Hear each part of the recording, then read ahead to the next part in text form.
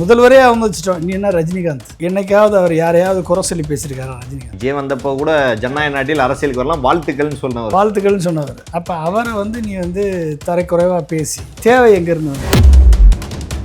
காலம் பதில் சொல்லும், அமைதியாக இருங்க. காலம் பதில் சொல்லுன்றது எதை சார்? சொல்லிய முடியும்னு அர்த்தம். சொல்லிய முடிச்சிரு விஜய், சொல்லிய முடிச்சிருன்னு அர்த்தம், அவ்வளோதான். சூரியனை பார்த்து ஏதோ குலைச்ச மாதிரி ஆதவர்ஜுனா என்ற ஒரு நபர் எப்படியாவது விஜயனுடைய கேரியரை ஒட்டுமொத்தமாக காலி பண்ணிடணுன்ற ஒரே முடிவோட களத்தில் இறங்கி தீவிரமாக வேலை பார்த்துட்டு இருக்கு. விஜயை எப்படியாவது சிபிஐ கேஸில் மாட்டி விட்டு திகார் ஜெயிலுக்கு அனுப்பிவிட்டு விஜய் கட்சியை நீ டேக் ஓவர் பண்ணி நீ சிஎம் ஆகணும்னு நீ பிளான் பண்ணி. ஆதவர்ஜுனா என்ற ஒரு தனி நபர், அரசியலில் ஒரு தரமில்லாத ஒரு நபர், ரஜினிகாந்துடைய ரசிகர்கள் இன்றைக்கு தமிழகம் முழுக்க கொதிச்சு போயிருக்காங்க. இந்தியா மட்டும் இல்லாமல் உலக நாடுகள் எல்லாத்துலேயுமே செல்வாக்கு உள்ள ஒரு நபர் ரஜினிகாந்த் அவர்கள். அவரை விமர்சனம் பண்ணக்கூடிய காரணம் என்ன? எல்லாரும் எதிர்த்துட்டா இவங்க பெரிய ஹீரோன்னு நினைப்பு. நீ உனக்கு என்ன அரசியல் அடிச்சூரி தெரியுமா? நீ வரலாறு தெரியுமா? அரசியலுடைய ஞானம் புரியுமா? நீ எல்லாரும் எதிர்த்துட்டா நீ பெரிய ஹீரோவா? சார், சிபிஐ விசாரணை, சிபிஐ அலுவலகத்தில் ஏதாவது ஒரு தலைவர் கார்லேருந்து அப்படி கையை தூக்கிட்டு ரசிகர்களை பார்த்துருக்கீங்களா சார்? அப்படிதான் சார் நேற்று முழுக்க நரேட்டிவ். அது இவங்களுடைய பிளான் தானே. இவங்களுடைய பிளான் நீ வெளியே வரும்போது கை காட்டிட்டு வா. அதாவது வடிவேலு ஒரு ஜோக்கு சொல்லுவார், பீலா விடுறோமோ பில்டப் பண்ணுறோமோ, இந்த உலகம் நம்மளை நம்பணும்டா. ஆனால் என்டிஏ கூட்டணி போனால் விஜய் அவர்கள் டெப்டி சிஎம் ஆகலாம். என்டிஏ கூட்டணிக்கு போனால் விஜய் அவர்கள் இன்னொரு இது இருக்குது. இந்த எலெக்ஷனில் விஜய் பெரிய ஃபோர்ஸாக மாறுறதுக்கு என்டிஏ கூட்டணி மட்டும்தான் வழிவகுன்ற ஒரு கட்டமைப்பு இருக்குது. இது உண்மையிலே விஜய் என்டிஏ கூட்டணி பிளான் பண்ணிட்டு இருக்காங்களா சார் இப்போ வரைக்கும்? விஜயை உருவாக்குனதே பிஜேபி தான், நல்லா தெரிஞ்சு. இல்லை, விஜய் கேட்காமலேயே ஒய்பிரிவு பாதுகாப்பு கொடுத்தது யார்? அமித்ஷா தானே. 2026 தேர்தலில் இந்த கட்சின்றது பெரிய ஒரு இடத்தை பிடிக்குமா? இல்லை 2026 தேர்தலுக்கு அப்புறம் இந்த கட்சியும் ஒன்று இருக்காதா? விஜயனுடைய அரசியல் மக்களுக்கான அரசியலாக இருக்கும். விஜயனுடைய அரசியல் வெறுப்பு அரசியலாக இருக்கு. விஜய் ஒரு அரசியல் தலைவராக பரிணமிக்கவில்லை. அவர் ஒரு நடிகரில் ஒரு சாதாரண நடிகராகத்தான் இன்னும் இருக்கார். நீ என்ன பாத்தியே, நீ பார்த்தத நான் சத்தியமா பார்த்தேனே. தமிழ் நேயர்கள் அனைவருக்கும் வணக்கம். இன்று நமது நேர்காணலில் நம்முடன் இணைந்திருப்பவர் அரசியல் பகுப்பாய்வாளர் டாக்டர் பொன்ராஜ் அவர்கள். சார் வணக்கம். வணக்கம்பா. தமிழக அரசியல்ல தனக்கு பிரச்சனை வருதோ இல்லையோ, பிரச்சனைகள்லாம் தானே தேடிக்கொள்ளும் கட்சி தாவேகா. ஆதவர்ஜுனா அவர்கள் கடந்த காலங்களில் ரஜினிகாந்த் அவர்களை பற்றி ரொம்ப தரக்குறைவாக விமர்சனம் பண்ணியிருந்தாரு. அதற்கு ரஜினிகாந்த் அவர்கள் காலம் பதில் சொல்லும், பொறுத்திருந்து பாருங்கள் அப்படின்ற ஒரே லைனில் முடிச்சிருக்காரு. அவர் சொல்ல வர்றதற்கான காரணம் என்ன சார்? என்ன சொல்ல வர்றாரு? சூரியனை பார்த்து ஏதோ குலைச்ச மாதிரி, அதாவது ஆதவர்ஜுனா என்ற ஒரு நபர் லாட்ரி மார்டின் என்ற மிகப்பெரிய லாட்ரி சுரண்டல் மன்னன் அதிபர், அவரது மருமகன் என்ற ஒரே காரணத்தை வைத்துக்கொண்டு அவரிடம் மருமகனாக பெற்ற பணத்தை வச்சுட்டு எப்படியாவது விஜயனுடைய கேரியரை ஒட்டுமொத்தமாக காலி பண்ணிடணுன்ற ஒரே முடிவோட களத்தில் இறங்கி தீவிரமாக வேலை பார்த்துட்டு இருக்கார். எப்படியாவது சொந்த காசில் சூனியம் வச்சு முடிச்சிடணும். சிபிஐயில் மாட்டி விட்டது ஆதவர்ஜுனா. எல்லா கட்சிகளிலும் கூட்டணி பேசுகிறேன்னு சொல்லி ஆதவர்ஜுனா என்ற ஒரு தனி நபர், அரசியலில் ஒரு தரமில்லாத ஒரு நபர், விஜய்க்கு முன்னால் நான் தான், என்னை கடந்து தான் எல்லாரும் போகணும் என்ற ஒரு நிலை வந்த பின்பு ஒரு லெட்டர் பேடு கட்சி கூட விஜய் கூட கூட்டணி போகலை. ஒரு லெட்டர் பேடு கட்சி. 2வது 3வது தமிழக முதல்வரை தரக்குறைவாக முட்டாள் முதல்வர் என்றெல்லாம் பேசி ஏதோ பெருந்தன்மையில் முதல்வர் பெருந்தன்மையில் இன்னும் வெளியே இருக்காப்புல, இல்லைன்னா உள்ள ஜெயிலுக்குள்ளே புழல் ஜெயிலில் கழுதிட்டு இருக்கணும். உங்கள் முதல்வருக்கு தலையில் ஏறவில்லையான்னு கேட்டார். தலையில் ஏறவில்லைன்னு. அப்போ அந்த அளவுக்கு உன்னை விட்டு வச்சதுனால தானே இவ்வளோ தூரம் பேசுகிறேன். அதோடு நின்னா பரவாயில்ல. முதல்வரை முதல்வரே அவமதிச்சிட்டோம். நீ என்ன ரஜினிகாந்த் என்ன அப்படின்னு சொல்லி ரஜினிகாந்தை நீ என்னைக்காவது அவர் யாரையாவது குறை சொல்லி பேசியிருக்காரா? ரஜினிகாந்த் நல்லதா கெட்டதை வாழ்த்தி விட்டு போயிடுவார். யாரையாவது குற்றம் சொல்லி பேசியிருக்காரா? ரஜினிகாந்த் யாரையாவது நீங்கள் கடும் சொல்லியிருக்காரா? ஒன்றும் கிடையாது. அவருக்குன்னு ஒரு சில பிடித்தல் இருக்கும், பிடித்தமான நபர்கள் இருப்பாங்க. அது அரசியலுக்கு அப்பாற்பட்டு இருக்கலாம், அரசியலுக்கு சார்பாகவும் இருக்கலாம். அவருக்கு ஸ்டாலினையும் பிடிக்கும், மோடியும் பிடிக்கும். விஜய் வந்தப்போ கூட ஜனநாயக நாட்டில் அரசியலுக்கு வரலாம் வாழ்த்துக்கள்னு சொன்னவர். அப்போ அவரை நீ தரைக்குறைவாக பேசி தேவை எங்கேருந்து வந்தது? அப்போ விஜய்க்கு நாலா பக்கமும் ஒரு எதிர்ப்பு அலையை உருவாக்க வேண்டும் என்று திட்டமிட்டு செயல்பட்டு கொண்டிருக்கிறார் இந்த ஆதவர்ஜுனா. பணத்துக்காக தன் கட்சியை ஆதவர்ஜனாவிடம் அடகு வைத்த விஜய் எப்படிப்பட்ட ஒரு சொந்த பணத்தை செலவழிக்காமல் எவனோ ஒருத்தன் பணம் கொண்டாந்து கொடுக்குறான்றதுக்காக ஒட்டுமொத்த கட்சியையும் தொண்டர்களையும் உன்னையே நம்பி வரக்கூடிய ரசிகர்களையும் ஒரு ஆதவர்ஜனான்ற ஒரு தனி நபரிடம் கட்சி அடகு வச்சுட்டு இன்றைக்கி தனிமைப்படுத்தப்பட்டு நிற்கிறார் விஜய் என்ற ஒரு நடிகர்.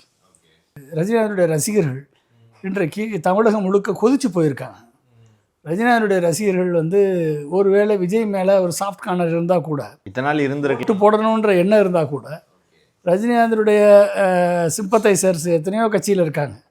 அவங்க விஜய்க்கு ஓட்டு போடலாம்னு நினச்சா கூட இன்றைக்கி ரஜினிகாந்தை தரக்குறைவாக பேசி உண்மைக்கு புறமான தகவலை சொல்லி, எனக்கு நல்லா தெரியும் உடல்நலத்திற்காகத்தான் அவர் வராமல் இருந்தாருடைய, திமுகவின் நலத்திற்காகவோ திமுகவினுடைய பணத்திற்காகவோ அவர் வரலன்னு சொல்லலை. இந்த அரசியல் நம்மளுக்கு ஒத்து வராது. அரசியல் நம்மளை பிடிச்சி தள்ளிடுவாங்க, நம்ம மேலே காவி சாயத்தை பூசிடுவாங்க. முதல் பிரச்சாரம் போகும்போதே அவர் முடிவு பண்ணிட்டார் நம்மளால் உடல்நிலை சரியில்லை அப்படின்றது. ஒன்று உடல்நிலை சரியில்லை, இன்னொன்று தமிழ்நாட்டுக்கு காவி சாயம் செல்லாது. கரெக்ட், அதை அவர் மென்ஷன் பண்ணியிருந்தார். தமிழ்நாட்டில் காவி சாயம் செல்லாது. ஆனால் நம்மளை சுற்றி இருக்கவங்க அத்தனை பேருமே காவி சார்ந்தவளாக இருக்காங்க. நம்ம அரசியல் இறங்கணும்னா நம்ம மேலே காவி சாயத்தை பூசிடுவாங்க. திருவள்ளுவருக்கு எப்படி காவி சாயத்தை பூசுகிறாங்களோ அதே மாதிரி ரஜினிகாந்துக்கு பூசிடுவாங்க. அது முடியாதுன்னு சொன்னவர் ரஜினிகாந்த். எனக்கு சாயம் பூச பார்க்கிறார்கள், அது எனக்கு தேவையில்லைன்னு சொல்லிட்டார் சொன்னவர் ரஜினிகாந்த். அவரை நீ தரக்குறைவாக பேசுறீ, நம்ம கோழைன்ற மாதிரிலாம் பேசுனீங்கன்னா அப்போ எந்த அளவிற்கு ஒரு பெரிய மனுஷனை, ஒரு பண்புள்ள மனிதரை, ஒரு சூப்பர் ஸ்டாரை, யாரையுமே கடுஞ்சொல் சொல்லாதவரை நீ இந்த மாதிரி பேசுனா எப்படி இருக்கும்? அதனால் ரசிகர்கள் கொந்தளிச்சுக்கிறாங்க. அந்த ரசிகர்களுடைய கொந்தளிப்பை அடக்குவதற்கு காலம் பதில் சொல்லும், அமைதியாக இருங்க. காலம் பதில் சொல்லுன்றது எதை சார்? சோழிய முடின்னு அர்த்தம். சோழிய முடிச்சிரு விஜய், சோழிய முடிச்சிருன்னு அர்த்தம். அவ்வளோதான், ஒரே வார்த்தை தான். அவர் என்னைக்கு நேரடியாக சொல்லியிருக்காரு, சோழிய முடிச்சிரு, அவ்வளோதான். இந்தியா மட்டும் இல்லாமல் உலக நாடுகள் எல்லாத்துலேயுமே செல்வாக்கு உள்ள ஒரு நபர் ரஜினிகாந்த் அவர்கள். அவரை விமர்சனம் பண்ணக்கூடிய காரணம் என்ன? அரசியலுக்கும் அவருக்கும் இந்த தேர்தலுக்கும் அவருக்கும் சம்பந்தமே இல்லை. ஆனால் ஆதவர்ஜனா ஏன் ரஜினிகாந்தை இழுத்துட்டு வரான்றதே ஒரு கேள்வியாக இருக்குது சார். தொடர்ந்து விஜய்க்கு எதிராக தான் நடவடிக்கை பண்ணிட்டு இருக்காரு அவர். ஆமாங்க, நீங்கள் எல்லாரும் எதிர்த்துட்டா இவங்க பெரிய ஹீரோன்னு நினைப்பு. டேய், நீ உனக்கு என்ன அரசியல் அடிச்சூரி தெரியுமா? நீ வரலாறு தெரியுமா? அரசியலுடைய ஞானம் புரியுமா? நீ எல்லாரையும் எதிர்த்துட்டா நீ பெரிய ஹீரோவா? நீ பெரிய ஹீரோ நினைப்பா? நீ யாரை மாட்டி விடுற? விஜயை மாட்டி விட்ற. அப்போ என்ன நினைக்கிற? விஜயை எப்படியாவது சிபிஐ கேஸில் மாட்டி விட்டு தீகார் ஜெயிலுக்கு அனுப்பிவிட்டு விஜய் கட்சியை நீ டேக் ஓவர் பண்ணி நீ சிஎம் ஆகணும்னு நீ பிளான் பண்ணுற. அதுதான் பிளானு. விஜய் இந்த எலெக்ஷனில் சோழியை முடிச்சாச்சு அப்படின்னா அடுத்த எலெக்ஷனுக்குள்ளே எப்படியாவது இப்போ பிஜேபிக்காரன்ட்ட பணத்தை கணத்தை கொடுத்து தீகார் ஜெயிலில் பிடிச்சி போட்டாச்சு அப்படின்னா ஒரு 6 வருஷத்துக்கு அவர் எலெக்ஷன் நிற்க முடியாது. ஆனால் அந்த விஜய்கிட்ட மவுசை வச்சு விஜய் பழி வாங்கி விட்டார்கள் சொல்லி இவன் சிஎம் ஆயிடலான்னு இவன் பார்க்குறான், வேற ஒன்றும் கிடையாது. ஸோ இந்த தேர்தலில் 2 அமாவாசைன்னு யார் சொன்னது? நம்மளா சொன்னோம்? இவன் அமாவாசைன்னு என்ன அர்த்தம்? கூட இருந்தே குழி பறிக்கிறேன், அந்த பதவிக்கு வந்துடுவேன், நம்மளை அடிச்சு அனுப்பிடுவேன் அப்படின்னு சொன்னது யார்? அவங்களோட ஓன் மச்சினை. எங்கள் தங்கச்சியை கல்யாணம் பண்ணவர். அப்போ ஓன் மச்சினன்னு சொன்னவர் அமாவாசைன்னு சொன்னார். இப்போ இது கூட விஜய்க்கு தெரியாமல் விஜய் அவனை பக்கத்தில் வச்சுருக்காப்பில்லைன்னா எந்த அளவுக்கு விஜய் ஒரு ஞான சூன்யம். அந்த ஞான சூன்யத்துக்கு ஓட்டு போட முடியுமா தமிழ்நாட்டு மக்கள்? சொல்லுங்கள். தமிழ்நாடு ஏற்கனவே நீ ஒரு அடிமை. மோடி ட்ரம்ப்புக்கு அடிமை. ட்ரம்ப்புக்கு அடிமையான மோடிக்கு நம்ம எடப்பாடி அடிமை. சங்கிக்கு ஓட்டு போட்டுடலாம், சங்கியினுடைய அடிமைக்கு ஓட்டு போடுவாங்களா? இந்த மோடிக்கு அடிமை யார்? ஆதவர்ஜனா. அந்த ஆதவர்ஜனாவுக்கு அடிமை விஜய். அப்போ எத்தனைக்கு அடிமையாக இருக்கான்னு பாருங்கள். அவனுக்கு எப்படி ஓட்டு போடுவீங்க? ஆனால் கட்சியின் தலைவர் சொன்னாதான் இவன் பேரை யூஸ் பண்ணி மிஸ்யூஸ் பண்ணி இப்போ விஜய் விஜயனுடைய புகழை யூஸ் பண்ணணும், விஜயனுடைய செல்வாக்கை யூஸ் பண்ணணும், விஜயனுடைய பலத்தை யூஸ் பண்ணணும். ஆனால் விஜயை ஓக்கணும் சார். சிபிஐ விசாரணை, சிபிஐ அலுவலகத்தில் ஏதாவது ஒரு தலைவர் கார்லேருந்து அப்படி கையை தூக்கிட்டு ரசிகர்களை பார்த்துருக்கீங்களா சார்? அப்படிதான் சார் நேற்று முழுக்க நரேட்டிவ். அது இவங்களுடைய பிளான் தானே. இவங்களுடைய பிளான் நீ வெளியே வரும்போது கை காட்டிட்டு வா, முன்னாடியே ஸ்கிரிப்ட் எழுதி கொடுத்துருவான். நம்ம அதாவது வடிவேலு ஒரு ஜோக்கு சொல்லுவார். ஓகே, நம்ம பீலா விடுறோமோ பில்டப் பண்ணுறோமோ இந்த உலகம் நம்மளை நம்பணும்டா அப்படின்னு சொல்லுவாப்பில்ல. அதே மாதிரி இவன் கீழே உள்ளே உட்காந்துருந்து நீ பீலா விடு, ஏறி கையை காமிச்சிட்டு வா, நம்ம ஜெயிச்சிட்டோம்னு சொல்லு, மெசேஜ் சொல்லு அப்படின்னு சொல்லியிருப்பான். கையை காமிச்சு அது நீங்கள் எப்படி விஜய் ஓகேறதை முடிவு பண்ணிட்டான். எல்லா வழியிலையும் ஓகேம விட மாட்டான். அது தெளிவு. அது ஆதவர்ஜனா என்ற ஒரு கேரக்டர் வந்து விஜயனுடைய எதிர்கால அரசியல் வாழ்வுக்கு மிகப்பெரிய ஒரு ஆபத்து. நீங்கள் ஜானவரகேசாமி வந்து பணம் வாங்கிட்டு பொலிட்டிக்கல் ஸ்ட்ராட்டஜிஸ்டாக இருந்தால் கூட வாங்கின பணத்துக்கு உண்மையாக இருக்கக்கூடியவன் ஜானவரகேசாமி. வாங்கின பணத்துக்கு விஜயை ஒரு கல்ட் ஃபிகரு, விஜய் தான் வந்து முதன்மை சக்தி, விஜய் தான் வந்து சீஃப் மினிஸ்டர், நான் வந்து அரசியலில் பங்கு, ஆட்சியில் பங்கு, அதிகாரத்தில் பங்கு, இப்படி வந்து பல்வேறு விஷயங்களை சொல்லி ஒரு அரசியலில் தமிழக அரசியலில் ஒரு சலசலப்பை ஏற்படுத்துறது காரணம் ஜானவரகேசாமி. ஒரு பிம்பத்தை கட்டமைக்க முயற்சி கட்டமைச்சது ஜானவரகேசாமி. ஆனால் அந்த அத்தனை பிம்பத்தையும் ஒன்றொன்னா உடச்சிட்டு வர்றது ஆதவர்ஜுனா. இது ரெண்டுமே விஜய்க்கு தெரியுதா சார் பேரலல்? அவனுக்கு என்னங்க தெரியும்? நீ கொஞ்சமாவது அரசியல் விழிப்புணர்ச்சி இருந்தால் தானங்க தெரியும். அது பிள்ளை பூச்சிக்கு என்ன தெரியும்? நீ வந்து பணத்தை செலவழிக்க மாட்ட. எவனோ ஒருத்தன் பணம் கொடுக்குறேன்னு சொல்லி அவனுக்கு கட்சியை நீ அடகு வச்சுட்ட.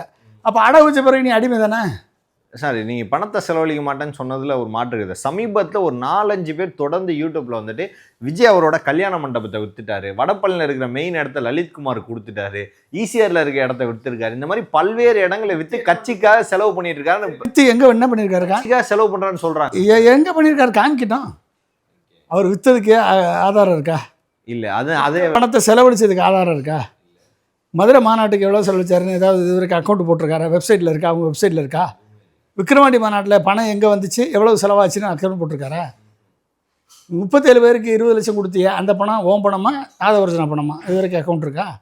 இந்த பஸ் வாங்கினது ஓம் பணமா இல்லை கட்சி பணமா ஆதவர்ஜுனா பணமா? ஏதாவது இருக்கா?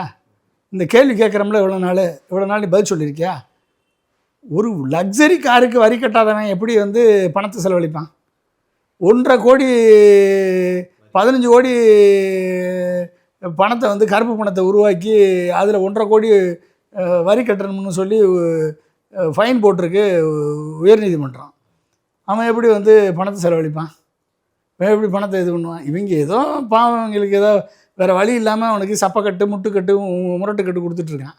அவன் வந்து கட்சியை என்றைக்கோ ஆதவர்ஜுனாட்ட அடவு வச்சுட்டான், உங்களையும் சேர்த்து அடவு வச்சுட்டான். உங்களை இத்தனை லட்சம் பேர் 5 லட்சம் பேர் சுற்றிட்டுறான் விஜயை சுற்றி. இந்த ரசிகர்களை மொத்தமாக வந்து அடவு வச்சுட்டான் ஆதவர்ஜுனாட்ட. ஆதவர்ஜுனா இருக்க வரைக்கும் விஜய் ஜெயிக்கிறதுக்கு வாய்ப்பே கிடையாது. ஆதவர்ஜுனா போன்ற கேரக்டர் இருக்க வரைக்கும். அதுக்கு புஷி ஆனந்தாவது வந்து கட்சியை வந்து கூட இருந்து உங்களுக்கு வந்து தொண்டர்களை கண்ட்ரோல் பண்ணி வச்சுருக்காப்புல. ரசிகர் மன்றம் ஒரு கட்டமைப்பு உருவாக்கியிருக்கான் புஷி ஆனந்த். அந்தளவுக்காவது புஷி ஆனந்த் ஒரு சின்சியரான ஆள். ஜான் வாங்கின காசுக்கு துரோகம்லாம் உழைச்சிட்டு இருக்கான். இவன் பணத்தை கொடுத்துட்டு ஒட்டுமொத்தமாக விஜயை வந்து ஜெயிலுக்கு அனுப்பிட்டு, விஜயை சோழியை முடிச்சுட்டு, விஜயை வந்து அரசியல் ரீதியாக தனிமைப்படுத்திட்டு இவன் கட்சியை டேக் ஓவர் பண்ணுறதுக்கு இவன் பிளான் பண்ணக்கூடிய அமாவாசை. இவனை பக்கத்தில் வச்சுருந்தேன்னா உங்கள்கிட்ட எந்த கட்சி கூட்டணி கட்சி வரும்? ஏடிஎம்கே எப்படி வரும்? காங்கிரஸ் எப்படி வரும்? முஸ்லீம் லீக் வந்தாங்க சார். வந்த உடனே நாங்கள் எங்களோட ஆதரவு தாவேக்காவுக்கு தரேன்னு சொன்னவங்க வாபஸ் வாங்கிட்டாங்க. எங்கள் ஆதரவு தாவேக்காவுக்கு இல்லைன்னு திரும்பி அவங்களே வந்துட்டாங்க. எப்படி போய் சேருமா சொல்லுங்க பார்ப்போம். எப்படி வருவான்? எவன் வருவான்? எல்லாருமே இவன் கொடுக்குற பணத்துக்கு சில பேர் வாலாட்டுவான், சில பேர் பின்னால் சுற்றுவான். எல்லோரும் செங்கோட்டையன் மாதிரி கீழே விழுக மாட்டான்ல. செங்கோட்டையனுக்கு அப்புறம் எவனா வந்திருக்கானா ஏடிஎம்கேலேருந்து? செங்கோட்டையனே அடுத்த அதிமுகலேருந்து வருவாங்கன்னு சொன்னாங்க. யாரும் வரல. யார் வந்தா? அப்போ காரணம் என்ன அப்படின்னா, விஜயினுடைய வீழ்ச்சிக்கு காரணம், விஜயினுடைய எழுச்சி வராமல் போனதுக்கு காரணம், விஜயினுடைய இந்த இதுக்கு காரணம் வந்து விஜயினுடைய பர்சனல் கேரக்டர் 1, விஜயினுடைய கஞ்சத்தனம் 2, விஜயனுடைய தலைமை பண்பு இல்லாத கேரக்டர் 3, விஜயனுடைய அடிமைத்தனம் 4. விஜய் வந்து கட்சியை வந்து ஆதவர்ஜுனாவுக்கு எழுதி கொடுத்தது 5. முடிஞ்சு போச்சு. இதுதான் காரணம். ஆனால் என்டிஏ கூட்டணி போனால் விஜய் அவர்கள் டெப்டி சிஎம் ஆகலாம், என்டிஏ கூட்டணிக்கு போனால் விஜய் அவர்கள் இன்னொரு இது இருக்குது. இந்த எலெக்ஷன்லேயே விஜய் பெரிய ஃபோர்ஸாக மாறுறதுக்கு என்டிஏ கூட்டணி மட்டும்தான் வழிவகுன்ற ஒரு கட்டமைப்பு இருக்குது. இது உண்மையிலே விஜய் என்டிஏ கூட்டணி பிளான் பண்ணிட்டு இருக்காங்களா சார் இப்போ வரைக்கும்? ஏங்க, விஜயை வந்து உருவாக்குனதே பிஜேபி தாங்க. நல்லா தெரிஞ்சுக்கோங்க. பல நேரங்களில் சொல்லியிருக்கீங்க. விஜய் வந்து உருவாக்குனதே பிஜேபி தான். விஜய்க்கு வந்து கேட்காமலேயே, தமிழக அரசினுடைய ரெக்கமெண்டேஷனை வாங்காமலேயே, இல்லை விஜய் கேட்காமலேயே ஒய்பிரிவு பாதுகாப்பு கொடுத்தது யார்? அமித்ஷா தானே. உங்களுக்கு கொடுப்பாரா அமித்ஷா? எப்படி சார் கேட்காம அட்லீஸ்ட் கேட்கணும்ல சார், ஒரு பெரிய ஃபோர்ஸாக இருந்தாலும். அப்போ கொடுத்தது யார்? அமித்ஷா. விஜய்க்கு வந்து விமானத்தில் பறக்கிறதுக்கு, இஷ்டத்துக்கு பறந்துட்டு வர்றதுக்கு சலுகை கொடுக்குறது யார்? ஒன்றிய அரசு, மத்திய அரசு. ஓகே. 2, சிபிஐயில் தூக்கிட்டு போய் விஜயை காப்பாற்றுறேன்னு சொல்லி சிபிஐயில் வச்சு 3 நாளைக்கு வச்சு 3ஆவது நாள் விளம்பரம் முடிஞ்ச உடனே கையாட்டிகிட்டே போகணுன்னு சொல்லி பெர்மிஷன் கொடுத்தது யார்? ஆமாம், சிபிஐ அலுவலகத்தில் யாரும் பண்ண முடியாது. அதுவும் ஒன்றிய அரசு. அது யாரு கீழே இருக்குது? ஒன்றிய அரசு கீழே தான் இருக்குது. ஒன்றிய அரசு யாரு கீழே இருக்குது? அந்த சிபிஐ அலுவலகம் யாரு கீழே இருக்குது? உள்துறை அமைச்சர் அமித்ஷா. அமித்ஷா கீழே இருக்குது. ஓகே, அமித்ஷா கீழே இருக்கக்கூடிய அலுவலகத்திலேருந்து கையாட்டிட்டு வர்ற அப்படின்னா நீ எப்படிப்பட்ட ஆள்? யார் உனக்கு பேம்பர் பண்ணுறது? இங்கே இன்னொரு நெரேட்டிவ் செட் ஆகுது. எப்படி நெரேட்டிவ்னா, என்னமோ விஜய் வந்து விஜயை ஒழிக்கணும்னு மோடி பிளான் பண்ணிட்டாரு, அதனால தான் ஜனநாயக படத்தை நிறுத்திட்டாரு. மோடி வந்து விஜய் எப்படி ஓச்சிருவார்? ஏன்னா மோடி வந்து ராகுலுக்கு ஆதரவானவர், விஜய் வந்து ராகுலுக்கு ஆதரவானவர். காங்கிரஸை வந்து 2029 எலெக்ஷனில் காங்கிரஸ் ஆதரித்து மோடிக்கு எதிராக வந்துடுவார். அதனால் மோடி இப்போ வந்து விஜயை அடித்து முடிச்சிடணும்னு முடிவு பண்ணிட்டாரு அப்படின்னு ஒரு நெரேட்டிவ் ஓடிக்கிட்டு இருக்கு. ஒரு செட் பண்ணி ஓடிட்டுருக்கு. இதை தலைமை தாங்குவார் நம்ம நண்பர் தான், எனக்கு ரவீந்திர துரைசாமி தான் அதை சொல்லிக்கிட்டே இருக்கார். 29 மோடிக்கு எதிராக வந்துடுவார், அதனால் நான் இப்போயே நான் அவரை அடிக்கிறோம். 29 மோடிக்கு எதிராக வந்துடுவார். இப்போ அவன் பிள்ளை பூச்சியா? நீங்கள் தான் வளர்த்த பிள்ளை பூச்சி அது. நீ யார்கிட்ட வந்து எதை ப்ரொஜெக்ட் பண்ணுற? நீ யார்? எப்படிப்பட்ட என்னமோ மதமாற்ற கும்பல் அப்படின்ற. ஜானகிசாமி மதமாற்றினாரா? போய் ஜானகிசாமி மதமாற்றிட்டு இருந்தாரா? இல்லை விஜய் போய் மதமாற்றினாரா? சொல்லுங்கள். விஜய் போய் மதமாற்றினாப்பிலையா? ஜோசப் விஜய்ன்றதை டிக்ளேர் பண்ணார், ஆனால் விஜய்னு பேர் வச்சுருக்காரு. இது வரைக்கும் விஜய் வந்து கிறிஸ்தவர்கள் சர்ச்சஸ் எல்லாம் இந்த கிறிஸ்மஸில் அடித்து உடைச்சிங்களா உத்தரப்பிரதேசத்தில், அதை எதிர்த்தாவது குரல் கொடுத்தாரா விஜய்? இந்த ஒரு குரல் கொடுக்கல. பாஜக எதிர்த்தாலே குரல் கொடுக்கும். மணிப்பூரை எதிர்த்து குரல் கொடுத்தாரா விஜய்? மணிப்பூர் சர்ச்சை கிறிஸ்டியன்கள் அடித்தாங்களா, அதுக்கு எதுக்கு குரல் கொடுத்தாரா விஜய்? கொடுக்கல. ஒன்றிய அரசு எதிர்த்து ஏதாவது பேசியிருக்காரா? அது வரைக்கும் பேசலை. கொள்கை எதிரி களத்திலே இல்லை, நீங்கள் இல்லைன்னு சொல்லி உங்களை காப்பாற்றிக்கிட்டு இருக்காப்புல. யார? பிஜேபியை காப்பாற்றிக்கிட்டு இருக்காரு விஜய். பிஜேபிக்கு முட்டு கொடுக்குறாரு. பிஜேபிக்கு முட்டு கொடுத்துட்டு இருக்காரு. அந்த முட்டு கொடுக்குற பிஜேபி விஜயை போய் மதமாற்ற கும்பல் இதை வந்து நாங்கள் ஒழிக்கிறோம் அப்படின்னு சொல்லி ரவீந்திரன் துரைசாமி அவர் தனியாக ஒரு நெரேட்டிவ் செட் பண்ணுறாரு. யாரை? ஜானகிசாமிகளுடைய ப்ரொஃபஷனல் ரைவல்ரினால். ஜானகிசாமி கொடுத்த பணத்துக்கு அவன் முடிஞ்ச அளவுக்கு வந்து சின்சியராக ஒர்க் பண்ணிகிட்ருக்காப்புல. நீ வந்து விஜயை வந்து நீ வந்து எப்படி அடிக்கிற? அப்போ என்ன அர்த்தம் அப்படின்னா வேற ஒன்றும் கிடையாது. விஜய் வந்து ஏதோ பிஜேபிக்கு எதிரானவர், விஜய் வந்து மோடிக்கு எதிரானவர், மோடிக்கு எதிரானவர், பிஜேபிக்கு எதிரானவர், அப்படின்னு ஒரு பிம்பத்தை வந்து ரவீந்திர துரைசாமி கட்டமைக்கிறார். கட்டமைச்சிட்டா இந்த கிறிஸ்துவ வாக்குகள் எல்லாம் வந்து விஜய்க்கு போயிடும். கிறிஸ்தவ முஸ்லீம் வாக்குகள் எல்லாம் விஜய்க்கு போயிடணும். இதுதான் பிஜேபி விரும்புது. திமுக வரக்கூடாது. அப்போ அப்படிப்பட்ட ஒரு நெரேட்டிவை வந்து நம்ம ஃப்ரெண்டு ரவீந்திர துரைசாமி கட்டமைக்கிறார். நீ வந்து ஓம் பிள்ளை பூச்சியை நீயே வந்து எதிரின்னு சொன்னீங்கன்னா எவன் நம்புவான்? நீ வளர்த்து விட்ட பிள்ளை பூச்சி அது உன்னைய பற்றியே எதிர்த்து பேச மாட்டேங்குது. களத்திலே உனக்கு ஆதரவாக தான் பேசுது. நீ களத்திலே இல்லை, உங்களதுக்கு நாங்கள் பேசணும், எங்களுக்கு எதிரி திமுக தான் சொல்லுது, திமுக தான் எதிரி நீ பேச சொன்னதுக்கு ஸ்கிரிப்ட் படி படிக்குது. அதை போய் நீ இந்த பிள்ளை பூச்சியை போய் ஏன் அடிக்கிறீங்க?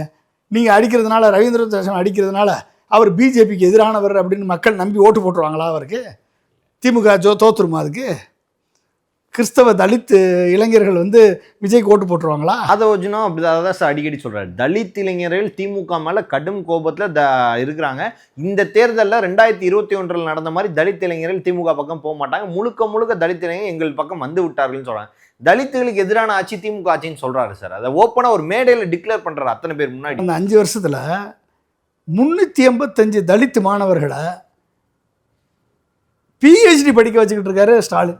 ஆனால் பிரச்சனைகள்ன்ற ஒன்று அட்ரஸ் பண்ணி அவங்க அரசியல் பண்ணுறாங்க. விளாத்திக்குளம் எடுத்துகிட்டு வராங்க, நாங்குநேரி எடுத்துகிட்டு வராங்க, திருநெல்வேலி பக்கம் ஒரு ஊரை எடுத்துகிட்டு வராங்க. எல்லா ஊரையும் ஒட்டுமொத்தமாக காமிச்சிட்டு தலித் இளைஞர்கள், தலித் மக்கள், தலித்துக்கு எதிராக நடக்கிற ஆட்சி தான் திமுக ஆட்சின்ற முன்னாடி கட்டமைக்கும் போது அது மக்கள்கிட்ட அது எப்படி பிரச்சனைகள் இல்லாத ஊர் எங்கேயாவது இருக்கா? பிரச்சனைகள் யார் மூலமாக வருது? ஸ்டாலின் போய் பிரச்சனையை உருவாக்கி விடுறாரா? பிரச்சனை வரும்போதும் பிரச்சனையே இல்லாத ஊர் அப்படின்னா போலீஸ் ஸ்டேஷனே தேவையில்லைல்ல, நீதிமன்றம் தேவையா? எதுக்கு போலீஸ் ஸ்டேஷன், நீதிமன்றம்? ஒரு பிரச்சனை வரத்தான் செய்யும். அந்த பிரச்சனை வந்துச்சு அப்படின்னா அந்த பிரச்சனையில் யார் பாதிக்கப்பட்டிருக்காங்கன்னு விசாரணை பண்ணி அந்த விசாரணையில் நீதி நேர்மையை நிலைநாட்ட வேண்டிய பொறுப்பு அரசுக்கு இருக்கா இல்லையா? அதை அந்த அரசு செய்தா இல்லையா? அதுதான் கொஸ்டின். அந்த நீதியின் பக்கம் அரசு நிற்குதா, இல்லை வன்முறையாளர்கள் பக்கம் அரசு நிற்குதா, இல்லை தலித் பக்கம் அரசு நிற்குதா, இல்லை பாதிக்கப்பட்டவர்கள் பக்கம் அரசு நிற்குதா? பாதிக்கப்பட்டவன் தலித்தாக இருந்தாலும் அரசு நிற்கணும், பாதிக்கப்பட்டவன் வன்னியராக இருந்தாலும் அரசு நிற்கணும், பாதிக்கப்பட்டவன் தேவராக இருந்தாலும் அரசு நிற்கணும், பாதிக்கப்பட்டவர் தலித்தாக இருந்தாலும் அரசு நிற்கணும், பாதிக்கப்பட்டவர்கள் பின்னால் நிற்கணும். அதுதான் வந்து பெரியார் சொல்லி கொடுத்த நீதி. ஆமாம், எந்த ஜாதின்னு பார்க்காம யார் பாதிக்கப்பட்டானோ அவன் மேலே ஜாதி பார்க்கக்கூடாது, மதம் பார்க்கக்கூடாது. எவன் வந்து அநியாயம் பண்ணுறானோ, அக்கிரமம் பண்ணுறானோ, குற்றம் பண்ணுறானோ, குற்றம் பண்ணுகிறவன் தண்டிக்கப்படணும். இதான நீதி. அப்போ குற்றம் நடக்காது அப்படின்னு எப்படி உறுதி சொல்ல முடியும்? அப்புறம் எதுக்கு போலீஸ் ஸ்டேஷன் வச்சுருக்கோம்? ஏதோ ஒரு வழியில் குற்றம் நடக்குது. அது தீண்டாமையாக இருக்கலாம், இல்லை வார்த்தை போராக இருக்கலாம், இல்லை போதைப் பொருளாக பிரச்சனையாக இருக்கலாம், இல்லை ரவுடிசமாக இருக்கலாம். இப்படி பல்வேறு காரணங்களால் வந்து இந்த பிரச்சனைகள் நடக்குது. இது உடனே தலித்துக்கு எதிரான ஆட்சின்னு நீங்கள் எப்படி சொல்லுவீங்க? அப்போ தலித்துக்கான நல்வாழ்வுக்கான தலித்தை இளைஞர்களை படிப்பை வைப்பதற்கு, தலித் இளைஞர்களது முன்னேற்றத்திற்கு செப்பரேட்டாக ஸ்கீம் போட்டு செஞ்சுக்கிட்டு இருக்கக்கூடிய அரசை வந்து நீங்கள் எப்படி குறை சொல்லுவீங்க? அப்போ உனக்கு ஒரு அடிப்படை ஒன்றும் தெரியாமல் தானே நீ விஜயை மாட்டி விடுற. ஒரு புண்ணாக்கும் உனக்கு தெரியல, அரசியலும் தெரியல, ஒன்றும் தெரியல, எதுவும் தெரியல.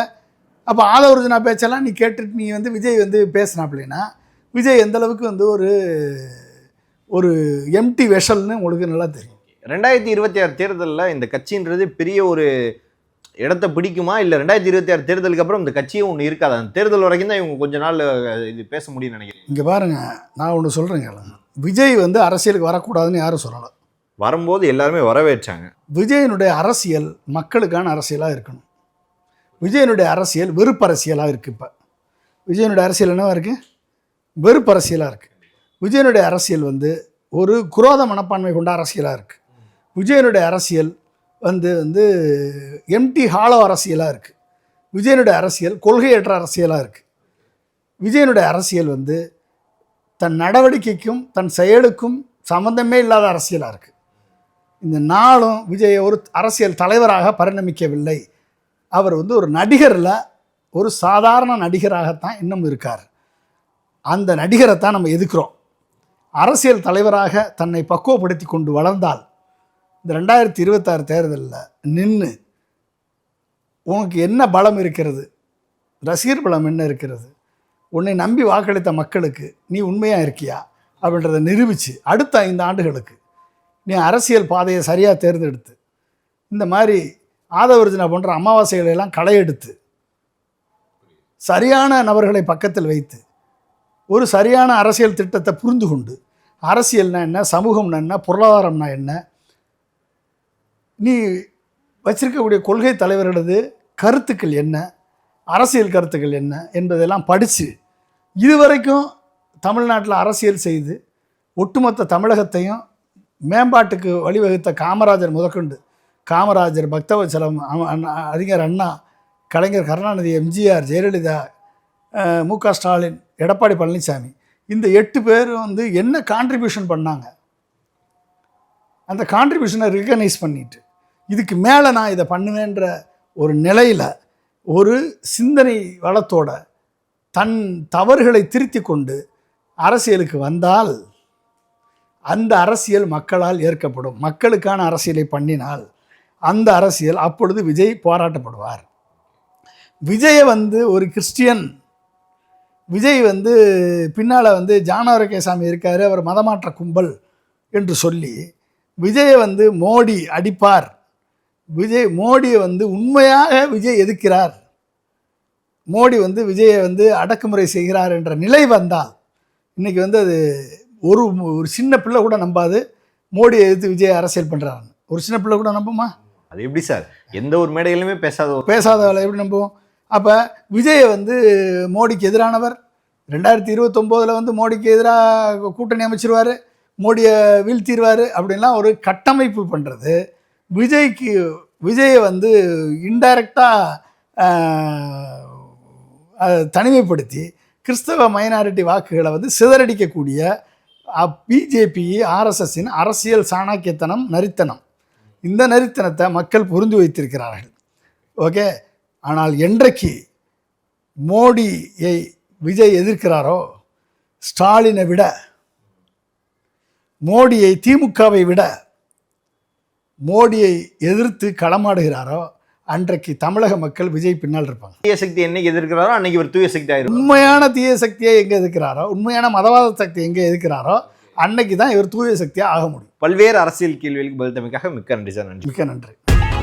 யூசுவலான ஒரு லவ் ஸ்டோரியா இல்ல, அதான் இந்த படத்துடைய பிளஸ் நினைக்கிறேன். நிறைய எமோஷன்ஸ், கவுண்டர்ஸ், லவ் அப்படின்னு சொல்லிட்டு டோட்டலாவே ஒரு மாதிரி டிஃப்ரெண்ட் ஜானரான ஒரு லவ் ஸ்டோரி.